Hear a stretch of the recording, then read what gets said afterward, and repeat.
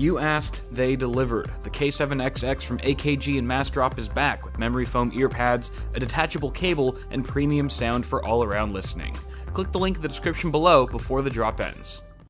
What's going on, guys? Welcome back to the channel. Hope you're all doing well. Today I am clearly not in my traditional studio setting because I'm actually out of state visiting family for the week, which means part of this video is brought to you by beautiful Chesapeake, Virginia.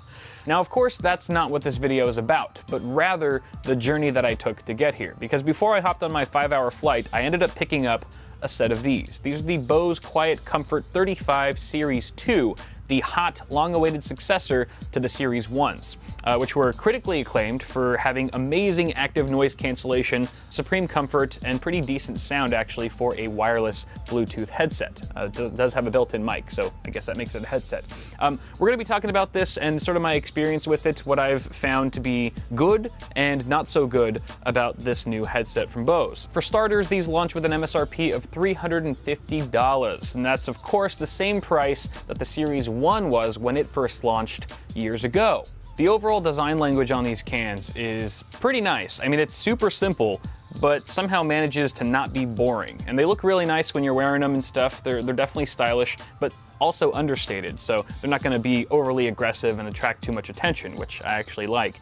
Additionally, we've got sort of a plastic housing all around, which surprisingly is sturdy for how light it is. And I will say the exception is with the adjustable headband, you actually get some metallic construction here. So no matter how many times you do this, it's probably going to hold up fairly well over time. You also get an Alcantara headband on the inlay here, which is fantastically comfortable. Actually, everything about this headset makes it supremely comfortable for long periods of listening. That's including the very soft to the touch ear pads. I wouldn't call them memory foam, but they're incredibly soft. They're kind of like having pillows on your ears. And additionally, you've got just a perfect clamping force. For my size head anyway, I kind of have an average size head. I feel like the clamping force is spot on. The only thing I will say is that when you're actually not using your headphones and you're turning the ear cups out like that, they're a little bit tight around my neck in particular, unless I completely extend the headband. So bear that in mind if you're the kind of person who just likes to have them relaxed there. Not the most comfortable in that regard, but everywhere else,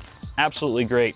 I also appreciate how flexible these ear cups are. You can pivot them in nearly any direction, and that helps them just sort of go with the flow as you move your head left and right.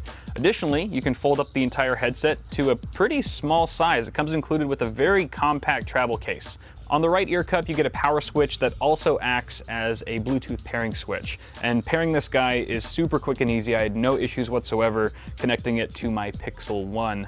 And additionally, at the bottom, we've got a micro USB charging port. It does come included with a charging cable as well. Charging time takes about 2.5 hours, but you get 20 hours of playback time, and that's with the active noise canceling enabled. Bose also claims that with just a 15-minute charge, you get 2.5 hours of playtime, which is great if you're in a pinch.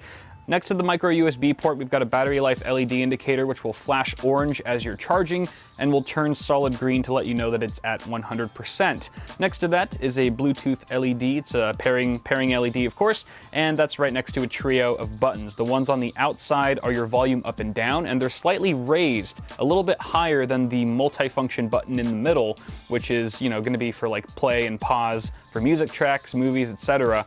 And the fact that it's a bit recessed makes it really easy to locate any of these buttons while you're wearing the headset, which of course means you wouldn't be able to see them. So good on Bose for making these really easy to locate by touch. On the left ear cup, we get a large action button which summons Google Assistant, which is pretty cool. So if you're a user of Google Assistant, then you can basically access it, tell it to do things for you without ever looking at your phone. That includes things like, telling me what time it is, what's the weather like right now, set a reminder for this, call mom, and the list goes on. Now, I'll be honest, I use Google Assistant all the time on my phone, but I can't personally see myself using it much while wearing a headset like this and listening to music or something like that. Some people might be different. So I think at the end of the day, this is going to be one of those features that you either really need and are going to use all the time, or something that you can honestly live without. Now, if you don't have a need for Google Assistant, you can actually reprogram the action button to adjust the level of active noise cancellation. I think you have to download the Bose Connect app in order to do that, but once you do, pressing the button once will adjust it from either off to low or high noise cancellation. At high noise cancellation, I can hear probably 10% of the engine noise on the airplane. It's actually really good, and it still retains its title, in my opinion, as being one of the best active noise cancellation headphones, over-ear headphones, I should say, on the market. Finally, on the bottom of the left ear cup, you get an auxiliary port, meaning yes, you can use these as wired headphones, which would basically save you a ton of battery life. I think you go from 20 to 40 hours of playback time, and they do include I think this is a mini jack to a 3.5mm cable for you to use. Now, when using this as a wired device, you have the option to keep the headphones on or power them off. If you power them off, you're actually entering passive mode, which means you're disabling Bose's own DSP, or digital signal processing, which basically equates to not the best sound. You actually have a slight reduction in just the amount of balance and crispness of the sound quality, and this is something that I've noticed personally and have also noted in other reviews. At the end of the day, you're going to get the best quality sound out of these cans by keeping them powered on.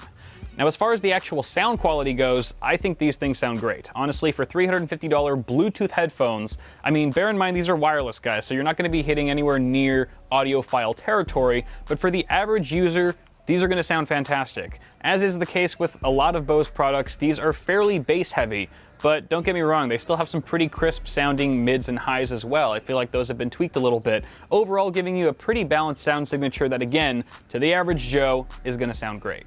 So summing things up here, guys, I've only spent about 24 hours with these things so far, but I'm already in love with them. They are by far my favorite headphones to travel with, especially if I'm flying, mainly because of the active noise cancellation, and yeah, they're extremely comfortable. I'd love to actually test this out in a gaming scenario to see if this would even make a decent gaming headset. If you guys think that'd be a cool idea, leave me some love and some feedback in the comments below. Additionally, if you already own a Series 1 headset, then I wouldn't say that this is worth upgrading unless you really need that Google Assistant. However, being able to change the active noise cancellation on the fly is super handy. But if you don't have either headset, then this is definitely worth the $10 or $20 premium over the last generation. But guys, that's gonna do it for now. Thank you so much for watching this video. The birds are getting mad at me now for taking over their spot. But hey, toss me a like on the video if you enjoyed it. It helps a lot, and feel free to subscribe to the channel for more tech stuff coming at you really soon. Have a good one, guys. Bye.